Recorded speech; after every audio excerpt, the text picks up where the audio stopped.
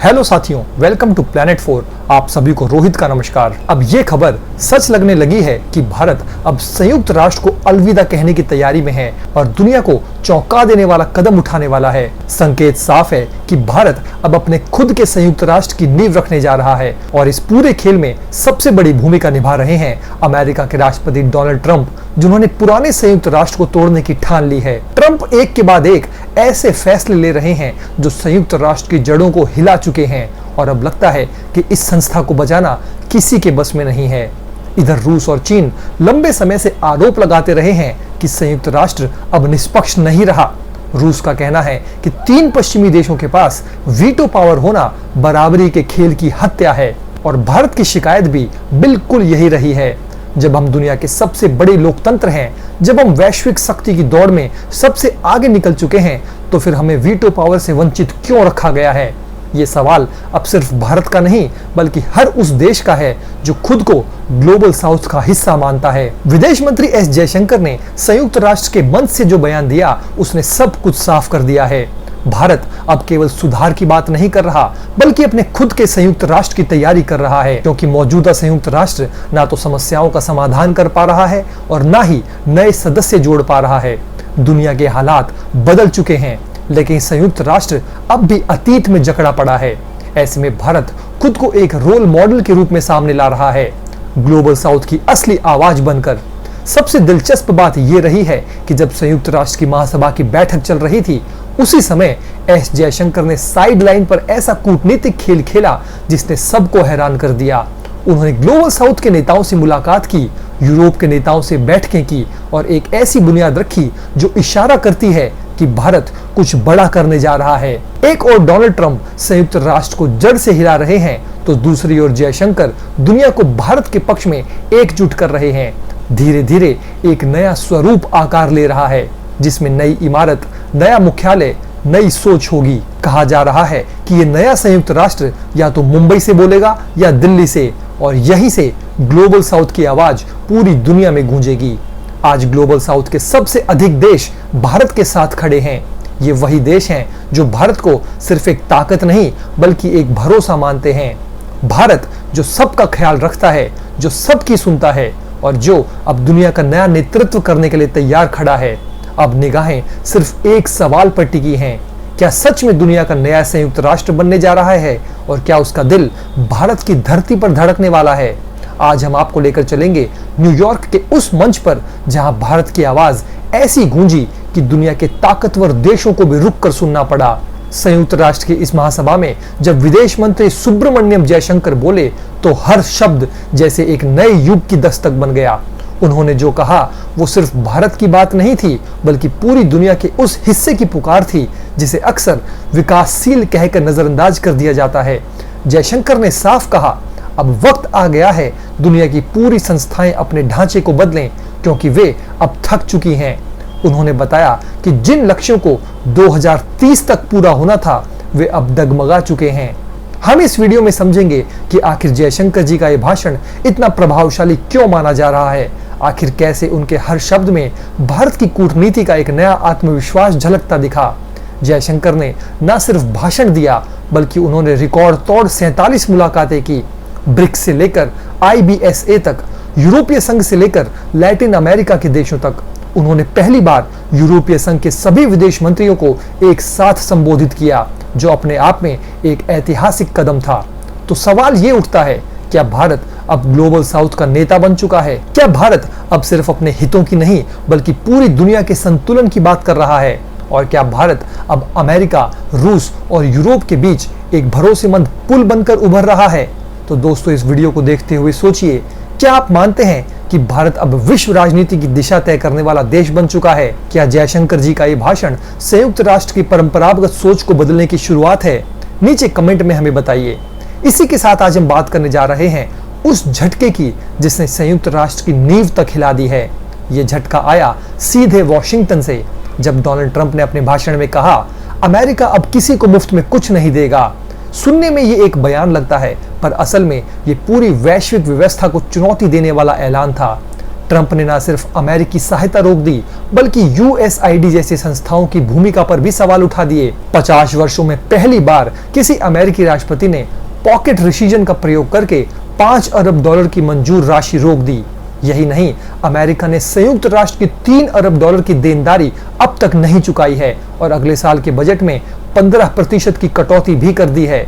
तो क्या ट्रंप की ये फंड नीति वास्तव में दुनिया पर नियंत्रण का नया तरीका है? क्या ये मदद नहीं बल्कि दबाव की रणनीति है? और क्या अब हर देश को अमेरिका की शर्तों पर झुकना पड़ेगा? इस वीडियो में हम आपको बताएंगे कि ये नीति कैसे गरीब और युद्धग्रस्त देशों के लिए एक नई त्रासदी बन गई है। जब अमेरिका ने फंडिंग रोकी तो सबसे पहले असर पड़ा उन देशों पर जो संयुक्त राष्ट्र की सहायता पर टिकी थी। नाइजीरिया के उत्तरी हिस्से में बच्चे भूख से मरने लगे। सोमालिया और सूडान में राहत कैंप बंद होने की कगार पर हैं और यमन में स्वास्थ्य सेवाएं दम तोड़ रही हैं। 19% कर्मचारियों की छटनी तय हो चुकी है। यानी फंड कटौती सिर्फ कागजी बदलाव नहीं बल्कि करोड़ों जिंदगियों पर सीधा वार है। ट्रंप ने इस दौरान अमेरिका को संयुक्त राष्ट्र मानवाधिकार परिषद और विश्व स्वास्थ्य संगठन से भी बाहर कर दिया और 180 दिन की समीक्षा शुरू की, जिसमें यह तय होगा कि अमेरिका किन संगठनों में रहेगा और किन से बाहर निकलेगा। ये सब बताते हैं कि अब वैश्विक नीति किसी संस्था की नहीं बल्कि एक व्यक्ति की मर्जी पर चल रही है। तो क्या ट्रंप की सहयोग नहीं सौदेबाजी वाली नीति दुनिया के लिए नया संकट बन रही है? हम इस वीडियो में आपको दिखाएंगे कि ये नीति किस तरह अंतरराष्ट्रीय राजनीति को डील बेस्ड बना रही है, जहां भावनाएं नहीं फायदे तौले जा रहे हैं। तो चलिए अभी इस रिपोर्ट में सभी खबरों को जानते हैं विस्तार से, आसान भाषा में। धन्यवाद सभी साथियों को। टीम विक्रम का नमस्कार। चलिए अब समझते हैं कि संयुक्त राष्ट्र में जयशंकर की गूंज क्यों खास रही। तो इस बार न्यूयॉर्क के संयुक्त राष्ट्र महासभा में जो हुआ वो भारत की कूटनीतिक ताकत का ऐसा प्रदर्शन था जैसा पहले कभी नहीं देखा गया। विदेश मंत्री सुब्रमण्यम जयशंकर ने जब मंच संभाला तो उनके हर शब्द में आत्मविश्वास और तर्क की चमक थी। उन्होंने बताया कि दुनिया जिन संस्थाओं पर टिकी है वो अब थक चुकी हैं, उनमें बदलाव की सख्त जरूरत है। उन्होंने कहा कि युद्ध सिर्फ यूक्रेन या मिडल ईस्ट तक सीमित नहीं बल्कि दुनिया के कई कोनों में चल रहे हैं जिन्हें अब कोई देख भी नहीं रहा। सतत विकास के जो लक्ष्य 2030 तक पूरे होने थे वे अब हिल चुके हैं। अमीर देशों ने जलवायु संकट को लेकर सिर्फ बातें की पर असली काम नहीं किया। उन्होंने कहा कि अब वक्त आ गया है कि संयुक्त राष्ट्र में भारत को वो भूमिका दी जाए जो वो हकदार है। उनका ये बयान सिर्फ भारत के लिए नहीं बल्कि पूरे ग्लोबल साउथ यानी विकासशील देशों की आवाज था। जयशंकर ने यह साफ कर दिया कि भारत अब किसी की मेहरबानी से नहीं बल्कि अपनी रणनीति से दुनिया के फैसले तय करेगा। अब जान लेते हैं कि भारत की कूटनीतिक सक्रियता ने इस बार कैसी छाप छोड़ी। तो जयशंकर की न्यूयॉर्क यात्रा सिर्फ भाषण तक सीमित नहीं रही बल्कि उन्होंने रिकॉर्ड तोड़ मुलाकातें की। उन्होंने 10 बहुपक्षीय और 47 द्विपक्षीय बैठकें की, मतलब अलग अलग देशों और संगठनों से खुलकर बातचीत की। इनमें ब्रिक्स और IBSA जैसी संस्थाओं की बैठकें भी शामिल थीं, जहां भारत ने अपनी नेतृत्व क्षमता दिखाई। भारत ने ग्लोबल साउथ की एक बड़ी बैठक आयोजित की जिसमें लैटिन अमेरिका, कैरिबियाई और प्रशांत द्वीपों के देश भी शामिल हुए। भारत ने यह दिखाया कि वो सिर्फ अपने लिए नहीं बल्कि पूरी विकासशील दुनिया के लिए सोचता है। जयशंकर ने यह भी बताया कि भारत ने अब तक 78 देशों में 600 से ज्यादा विकास परियोजनाएं पूरी की हैं और जरूरत के समय अफगानिस्तान, म्यांमार जैसे देशों को तुरंत मदद पहुंचाई है। भारत ने शांति स्थापना मिशनों में अपनी नीली टोपी सैनिकों को भेजकर दुनिया को सुरक्षा दी है। यही वजह है कि भारत अब देने वाला देश कहलाने लगा है, जो सिर्फ अपने हित नहीं बल्कि दूसरों की भलाई के लिए भी काम करता है। अब सुनिए कि भारत ने दुनिया के मंचों पर किस तरह नई ऊर्जा दिखाई। तो इस बार भारत की विदेश नीति सिर्फ सक्रिय नहीं बल्कि निर्णायक दिखी। जयशंकर ने ब्रिक्स देशों की विदेश मंत्रियों की बैठक की अध्यक्षता की और G20 तथा IBSA में भी भारत की मौजूदगी को मजबूत बनाया। सबसे खास बात यह रही कि उन्होंने पहली बार यूरोपीय संघ के सभी विदेश मंत्रियों को एक साथ संबोधित किया, जो एक ऐतिहासिक कदम था। इसके अलावा उन्होंने अमेरिका, रूस, ब्रिटेन, सऊदी अरब, ब्राजील, ऑस्ट्रेलिया और सिंगापुर जैसे देशों के विदेश मंत्रियों से सीधी बातचीत की। इसका मतलब था कि भारत अब हर दिशा में रिश्तों को मजबूत कर रहा है। जयशंकर ने एड, ट्रेड और टेक्नोलॉजी यानी सहायता, व्यापार और तकनीक पर हुई पैनल चर्चा में भी भारत की नई सोच रखी।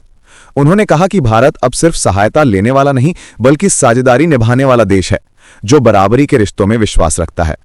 आइए अब जान लेते हैं कि नया भारत विश्व व्यवस्था को किस दिशा में ले जा रहा है।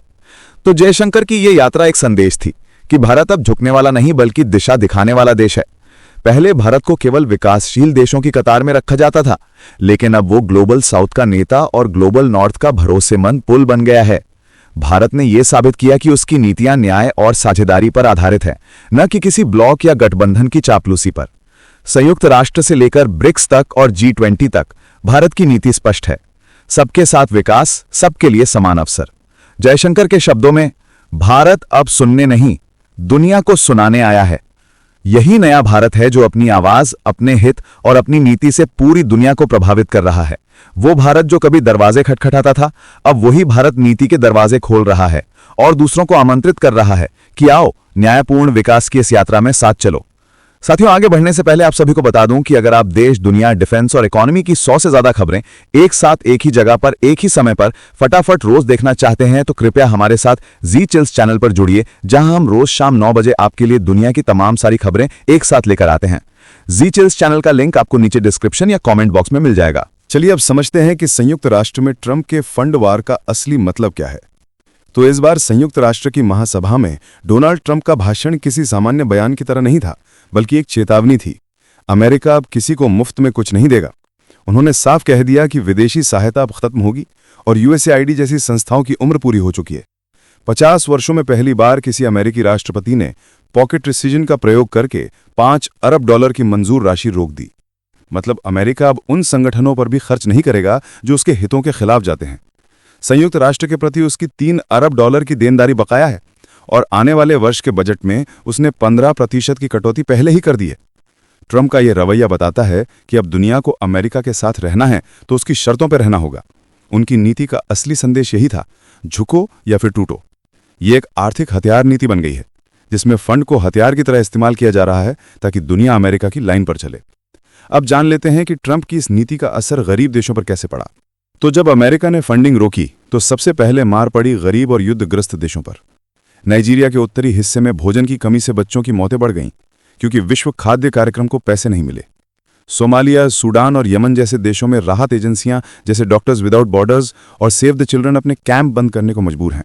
साफ पानी की योजनाएं रुक गई हैं, आपातकालीन आश्रय केंद्रों के पास संसाधन नहीं बचे और स्वास्थ्य सेवाएं दम तोड़ रही हैं। संयुक्त राष्ट्र के इतिहास में यह पहली बार है कि इतने बड़े स्तर पर बजट कटौती हुई है। एजेंसियों को आपस में मिलाने की कोशिश चल रही है ताकि खर्च घटाया जा सके। 19% कर्मचारियों की छंटनी की तैयारी हो चुकी है। यह सब दिखाता है कि अमेरिका के फंड कटने का असर सिर्फ किसी संस्था पर नहीं बल्कि करोड़ों जिंदगियों पर पड़ा है। संयुक्त राष्ट्र अब अपने अस्तित्व को बचाने के लिए संघर्ष कर रहा है। अब देखिए कि ट्रंप की सहयोग नहीं सौदेबाजी वाली नीति ने कैसे नया संकट पैदा किया।